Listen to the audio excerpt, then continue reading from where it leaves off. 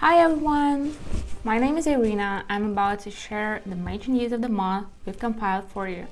It's a digest format, briefly and to the point. If you need more details, go to our blog article with all the links. You'll find it in the description below. Let's start.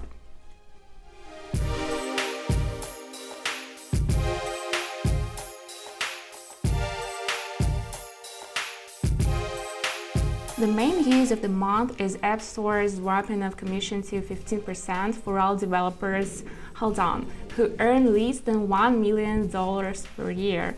It seems that Apple could no longer be under public pressure. The Coalition for App Fairness can rejoice, finally. Not exactly. Actually, 95% of the commissions are paid by the 2% of app developers who won't be affected. Surprise! Anyway, from January 2021, it will be possible to apply to Apple for a tax cut. Also, the App Store has a new tool for promotion and retaining users. It's discount codes with special offers.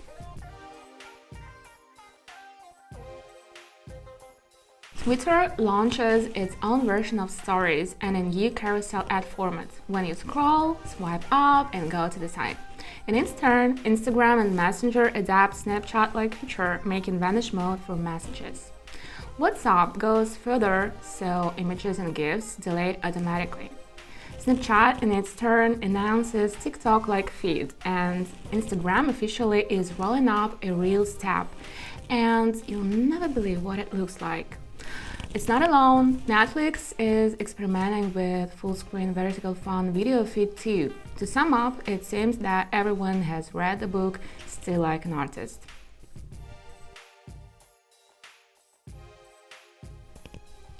TikTok gets a reprieve, so it won't be shut down for a while in the US. The situation is vague, that's why the company intends to strengthen its position in other regions. It will be hiring about 3,000 engineers across Europe, Canada, and Singapore in 3 years to come. Also, TikTok presents the AZ of TikTok brand campaign in the UK and tests a new loan tab. Educators, experts, nonprofit companies provide the campaign, pushing the educational content forward. Another new feature on TikTok is the one that allows people with photosensitive epilepsy to skip video triggering seizures. Facebook rolls out cross-app communication between Instagram and Messenger. Also, there is a new feature that helps to collect items for people in need. It works only in the USA for now. TikTok expands the ways of fundraising too with the help of donation stickers and some news from Twitch and Google Maps. Twitch launches a multiplayer ad for a group of viewers who started streaming. Google Maps adds a layer with information about COVID and the number of detected cases in an area. Social networks fought misinformation during US elections in their own ways. Twitter selected 7 outlets with an impeccable reputation. All tweets about the race were labeled as unverified until the data was confirmed. Facebook and Instagram showed similar notifications and blog hashtags, which helped to share fake news, but not the content. TikTok was more radical and removed videos spreading misinformation. YouTube just made warnings and demonetized certain videos. Apparently, the Calm app won the elections. Calm sponsored the election alerts on CNN, showing a small graphic with the Calm logo during announcements about elections and reminding to relieve tension.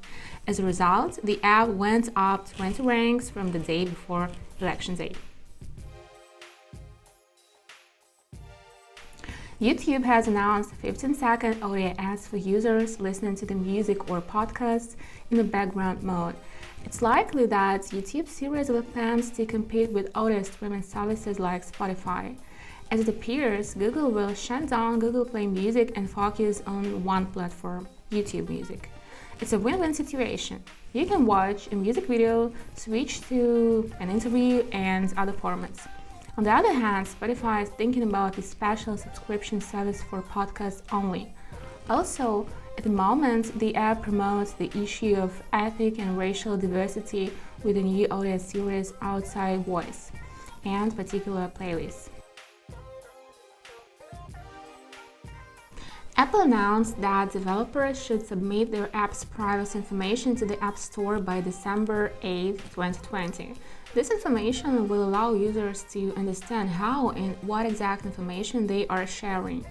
Google, in its turn, is urging developers to get permission to continue to use geo-tracking in the background mode by January 18, 2021.